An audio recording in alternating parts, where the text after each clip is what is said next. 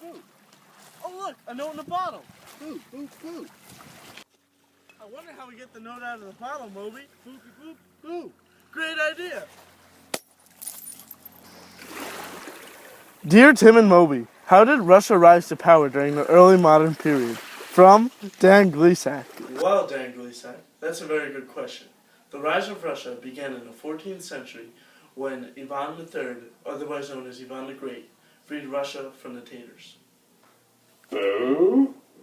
Well, Tatars are... Tatars are Mongols who captured Russian cities and destroyed the Kievan state in 1236. Well, that was odd, Moby. Anyway, the duchy, Which is a territory of a duke or duchess of Moscow, was the center of this effort. Local princes began to carve out small kingdoms under their rule until Ivan III claimed control. Ivan set up a strong army and a military government, and by 1480 freed Moscow from the Mongols and set up a large territory. Yes, you're right. Ivan the Great set up centralized rules and married the niece of the last Byzantine emperor. He asserted control over all Orthodox Christian churches. Ivan called Russia the Third Rome and called himself Tsar, which is Russian for Caesar. Wow, Moby, you're actually smart. After Ivan III died, his successor, Ivan IV, otherwise known as Ivan the Terrible, continued to expand Russia. He placed great importance on controlling the people and earned his name by killing many boyars, which are Russian nobles during the 17th century who supported Kievan princes.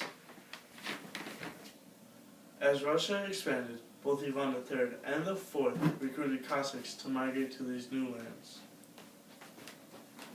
Cossacks were peasants recruited to migrate in newly seized lands in Russia, especially in the south.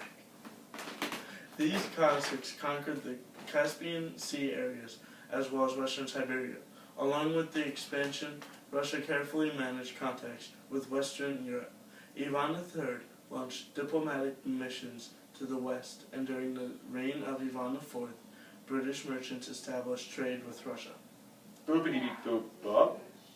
With increased trade contacts, Moscow began to modify the Renaissance styles and incorporate Russian traditions, creating a distinctive look for the new architecture and art. Soon after the deaths of Ivan IV, there was no heir to take the place as the leader of Russia. You're right, Moby. This led to the time of troubles. In 1613, an assembly of boyars chose Michael Romanov, a member of the Romanov family, as the new leader.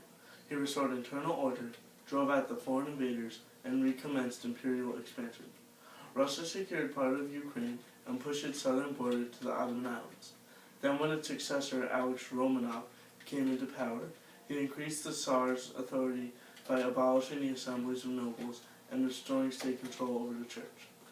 His desire to cleanse the church of changes caused many tensions to conservative believers who resisted change to their established rituals.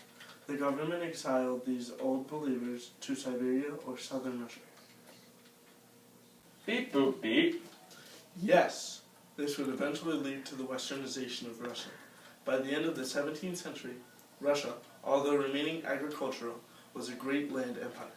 Alex's son, Peter I, also known as Peter the Great, continued past policies while bringing about new interests in changing the economy and culture by imitating Western forms. It was the first westernization effort in history. Peter traveled incognito to the west and gained an interest in science and technology. Married Western artisans returned with him to Russia. Beep boop bop. Peter was an autocratic ruler. Any revolts were brutally suppressed. He made all reforms through state decrees and increased the power of the state by recruiting bureaucrats from the outside of the aristocracy. Beep boop beep. Peter was an autocratic ruler. Any revolts were brutally suppressed. He made all reforms through state decrees and increased the power of the state by recruiting bureaucrats from outside the aristocracy and by forming a Western-type military force. A secret police was created to prevent dissent and watch over the bureaucracy. Beep boop bop. Yes, The way Russia interacted with others remained the same throughout this period. Their hostility with the Ottomans went on without gain, and a successful war with Sweden gave Russia an opening to the Baltic Sea. This became a major factor in European diplomatic and military affairs. As interests shifted in Russia, the capital moved. Peter the Great moved the capital from Moscow to the city of St. Petersburg. All in all, Peter the Great's reforms influenced politics, economics, and cultural change. The bureaucracy and military were reorganized on Western principles. All parts of government were now under his control. Law codes were systematized, and tax systems increased burdens on peasants. Cultural reforms aimed at bringing in Western patterns to change old customs. He made many nobles shave their beards and dress in Western style. Peter also attempted to provide increased education in math and science. As a result of these changes, he succeeded to bring in the elite into Western cultural zone. The condition of upper-class women also improved. To Peter the Great, Westernization meant the encouragement of autocratic rule. These changes brought resistance from all classes. Oop. Uh-huh. After his death in 1724, Russia underwent several decades of weak rule.